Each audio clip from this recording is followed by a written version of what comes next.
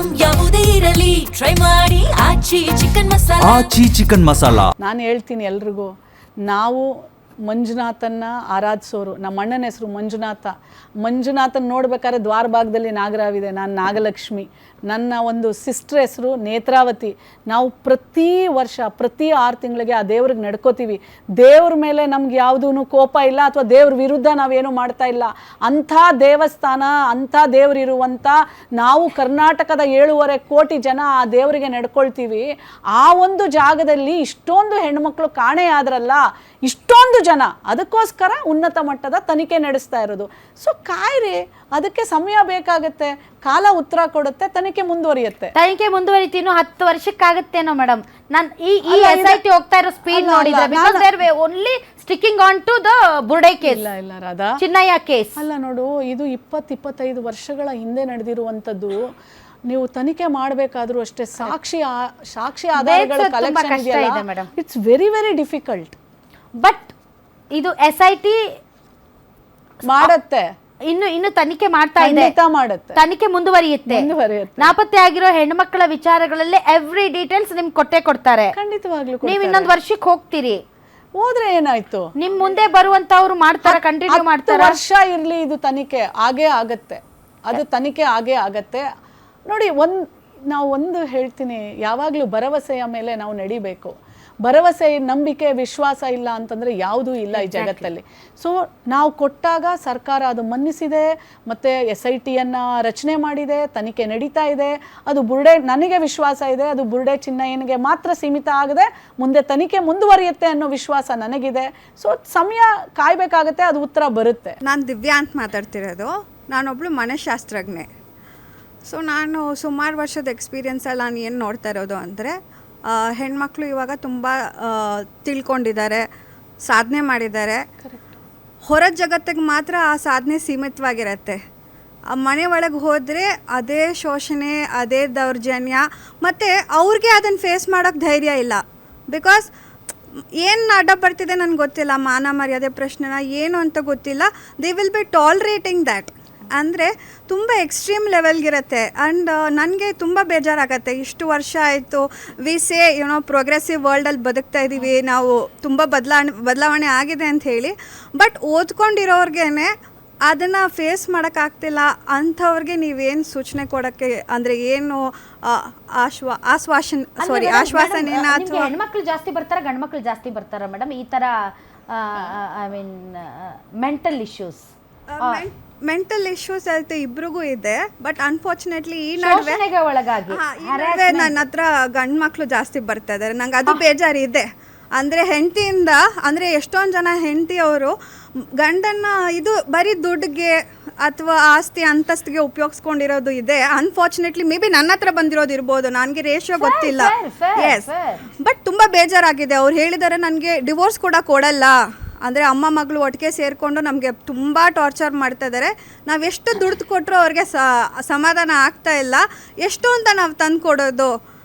ಒಂದು ರಕ್ಷಣಾ ಆಯೋಗ, ಪುರುಷ ರಕ್ಷಣಾ ಸಮಿತಿ ಇಂಥವೆಲ್ಲ ಇದಾವೆ ಮೇಡಮ್. ಮೇಡಮ್ಗೆ ಅದ್ರ ಬಗ್ಗೆ ಮಾಹಿತಿ ಇದೆಯೋ ಇಲ್ವೋ ಗೊತ್ತಿಲ್ಲ. ಏನು ಮೇಡಮ್ ಬರ್ತಾರಾ ನಿಮ್ಮ ಹತ್ರ? ನಾವು ಪುರುಷ ರಕ್ಷಣಾ ಆಯೋಗ ಸಮಿತಿಯವರು ಅಥವಾ ಸಂಘದವರು ಅಂತ ಬರಲ್ವಾ? ಇಲ್ವಾ ಮೇಡಮ್? ಮೇಡಮ್ ಹೆಣ್ಮಕ್ಳ ಮೇಲಿನ ದೌರ್ಜನ್ಯ ಗಂಡ್ಮಕ್ಳು ಜಾಸ್ತಿ ಮಾಡ್ತಾರ, ಹೆಣ್ಮಕ್ಳು ಜಾಸ್ತಿ ಮಾಡ್ತಾರ ಮೇಡಮ್? ರಾಧಾ, ಗಂಡ್ಮಕ್ಳು ಹೆಣ್ಮಕ್ಳ ಮೇಲೆ ಜಾಸ್ತಿ ಮಾಡ್ತಾರೆ, ಆಯಿತಾ? ಹಂಗನ್ಬಿಟ್ಟು ಗಂಡ್ಮಕ್ಳ ಮೇಲೆ ಹೆಣ್ಮಕ್ಳು ಮಾಡಲ್ಲ ಅಂತ ಇಲ್ಲ. ಕೆಲವೊಂದು ವಿಚಾರದಲ್ಲಿ ಗಂಡ್ಮಕ್ಳು ಒಳ್ಳೆಯವರೇ ಇರ್ತಾರೆ, ಮಾನಸಿಕ ಹಿಂಸೆ ಕೊಡ್ತಾರೆ. ಇಲ್ಲ ರಾಧಾ, ಹಾಗಲ್ಲ. ವಲ್ನರಬಲ್ ಇರ್ತಾರೆ, ಅವ್ರು ಹೇಳ್ದಂಗೆ. ಈಗ ಮದುವೆ ಅನ್ನೋದು ಇಂಪಾರ್ಟೆಂಟ್ ಹೇಳ್ತೀನಿ ಕೇಳು. ಮದುವೆ ಅನ್ನೋದು ಇವತ್ಗ ಹೇಗಾಗಿದೆ ಅಂತಂದರೆ, ಅತ್ತೆ ಮಾವ ಯಾರೂ ಇರ್ಕೂಡ್ದು, ಗಂಡ ಪ್ರತಿ ಸಲ ಪ್ರತಿ ವೀಕೆಂಡು ಹೊರಗೆ ಕರ್ಕೊಂಡು ಹೋಗ್ಬೇಕು, ಪಿಕ್ಚರ್ ಗಂಡ ಒಬ್ಬನೇ ಇರ್ಬೇಕು, ಮನೆ ಫ್ಯಾಮಿಲಿ ತಾಯಿ ತಂದೆ ಎಲ್ಲ ಸತ್ತಿರ್ಬೇಕು. ಇಲ್ಲ ಅಂದ್ರೆ ಮದ್ವೆ ಆಗಿ 3 ತಿಂಗಳಾಗಿರುತ್ತೆ, ನನ್ನ ಹತ್ರ ಬರ್ತಾರೆ, ಮೇಡಮ್ ಅವನಿಗೆ ಹೇಳಿ ಮನೆ ಆಚೆ ಮಾಡಿದ್ರೆ ನಾನು ಹೋಗ್ತೀನಿ, ಇಲ್ಲ ಅಂತಂದ್ರೆ ನನಗೆ ಬೇಡವೇ ಬೇಡ, ಬೇರೆ ಮನೆ ಮಾಡಿ ಅವ್ರ ತಾಯಿನ ಬಿಡಬೇಕು ಅಂತ ಇವಳು ಹೇಳ್ತಾರೆ. ಬಹಳಷ್ಟು ಕೇಸ್ಗಳು ಬರ್ತವೆ ಮೇಡಮ್. ಅದರಲ್ಲಿ ಅಲ್ಪಸಂಖ್ಯಾತ ಸಮುದಾಯದವರು ಆರೋಪಿಗಳಾಗಿರ್ತಾರೆ. ಉದಾಹರಣೆಗೆ ಹುಬ್ಳಿ ಕೇಸ್ ಹೇಳಿದ್ರು ಅವರು, ಅಥವಾ ಬೆಳಗಾವಿ ಕೇಸ್ ಆಗಿರ್ಬೋದು. ಇಂತಹ ಕೇಸ್ಗಳಲ್ಲಿ ಅಲ್ಪಸಂಖ್ಯಾತರು ಅಪರಾಧಿಗಳು ಆರೋಪಿಗಳಾಗಿರ್ತಾರೆ. ಅಂತಹ ಕೇಸ್ಗಳು ಬಂದಾಗ ಈಸಿಯಾಗಿ ಎಲ್ಲರ ಬಾಯಲ್ಲಿ ಎಲ್ಲಿದ್ದಾರೆ ಮಹಿಳಾ ಆಯೋಗದ ಅಧ್ಯಕ್ಷರು ನಾಗಲಕ್ಷ್ಮಿ ಚೌಧರಿ ಅವರು, ಅಲ್ಪಸಂಖ್ಯಾತರಿದ್ರೆ ಬರಲ್ಲ ಅವರು. ಹಾಗಿದ್ರೆ ನೇಹಾ ಪ್ರಕರಣದಲ್ಲಿ ಯಾರು ಹೋಗಿದ್ರು? ಆಮೇಲೆ ಈಗ ದಾವಣಗೆರೆ ಪ್ರಕರಣದಲ್ಲಿ ಇಬ್ಬರು ಮುಸಲ್ಮಾನ್ ಮಕ್ಕಳೇ ನಮ್ಮ ACP ಮೇಲೆ CPI ಹೆಣ್ಮಗಳ ಮೇಲೆ ಕೈ ಮಾಡಿದರು.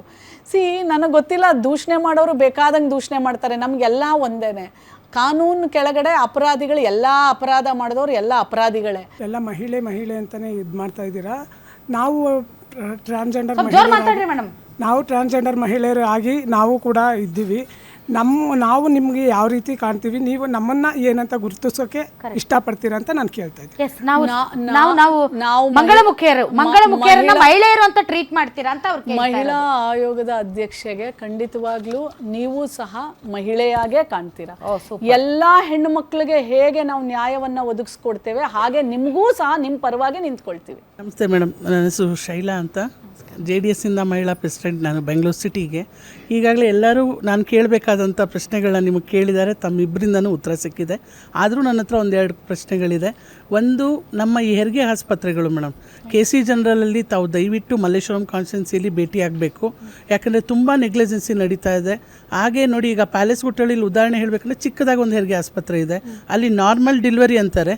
ಬಟ್ ಸಾಮಾನ್ಯವಾಗಿ ತಾವು ಕಂಡಂತೆ ಎಲ್ಲ ಹಾಸ್ಪಿಟ್ಲಲ್ಲಿ ನಾರ್ಮಲ್ ಡೆಲಿವರಿ ಮಾಡ್ತಾನೆ ಇಲ್ಲ, ಸಿಸರಿನ್ಗೆ ಹೋಗ್ತಾ ಇದ್ದಾರೆ. ಅಲ್ಲಿಂದ ಆ ಗೌರ್ಮೆಂಟ್ ಆಸ್ಪತ್ರೆಯಿಂದ KC ಜನರಲ್ಗೆ ಹೋಗಿ 2 ಕಿಲೋಮೀಟರ್ ಇದೆ. ಸುಮಾರು ಹೆಣ್ಮಕ್ಳುಗಳು ಮಕ್ಕಳನ್ನ ಕಳ್ಕೊಂಡಿದ್ದು ಇದೆ. ಹಾಗಾಗಿ ಇವರೆಲ್ಲ ಕೇಳಿರೋದು, ನೀವು ಉತ್ತರ ಕೊಟ್ಟಿರೋದು ಅದು ಎಲ್ಲ ಮಹಿಳೆಯರಿಗೂ ನಮ್ಗೆ ಅನ್ವಯಿಸುತ್ತೆ. ಇದೊಂದು ಬಾಣಂತಿಯರದು ಮಾತ್ರ ದಯವಿಟ್ಟು ತಾವು ಎಲ್ಲ ಊರುಗಳಲ್ಲಿ ಹೋಗಿ ತಾವು ನೋಡಿರೋದನ್ನು ನಾನು ಇನ್ಸ್ಟಾದಲ್ಲಿ ನೋಡಿದ್ದೀನಿ. ತಮ್ಮ ಕೆಲಸದ ಬಗ್ಗೆ ನಾವೆಲ್ಲ ತುಂಬ ಖುಷಿನೂ ಪಟ್ಟಿದ್ದೀವಿ. ಹಾಗೆ ಈಗ ನೀವು ದಯವಿಟ್ಟು ಬೆಂಗಳೂರು ಸಿಟಿಲಿರುವಂಥ ಎಲ್ಲ ಗೌರ್ಮೆಂಟ್ ಆಸ್ಪತ್ರೆಗಳಿಗೂ ನಾವೆಲ್ಲ ಬರ್ತೀವಿ. ತಮ್ಮ ಜೊತೆ ತಾವು ಕರೆದ್ರೆ ನಾವು ಭೇಟಿಯಾಗಿ ನಮಗೆ ಎಲ್ಲಿ ಬೇಕಂದಾಗ ತಾವು ಒಂದು ಸ್ವಲ್ಪ ಯಾರಿಗಾದರೂ ಅಲ್ಲಿರುವಂಥವ್ರನ್ನ ಗುರುತಿಸಿ ನಮ್ಮನ್ನೆಲ್ಲ ಹೇಳಿದಾಗ ಒಂದು ಗೈಡ್ಲೈನ್ಸ್ ಕೊಡೋಕ್ಕಾಗತ್ತೆ. ಎಲ್ಲ ಕಾನ್ಸ್ಟಿಟ್ಯೂನ್ಸಿಯಿಂದ ಇಡೀ ಬೆಂಗಳೂರು ಸಿಟಿ 28 ಕ್ಷೇತ್ರದಲ್ಲೂ ನಾನು ಮಹಿಳಾ ಅಧ್ಯಕ್ಷರು ಮಾಡಿದ್ದೀನಿ. ಕೆಲವೆಲ್ಲ ಇದೇ ಕಂಪ್ಲೇಂಟ್ಸ್ ಹೇಳ್ತಾ ಇರ್ತಾರೆ, ತಾವು ದಯವಿಟ್ಟು ಇದು ಮಾಡಬೇಕು.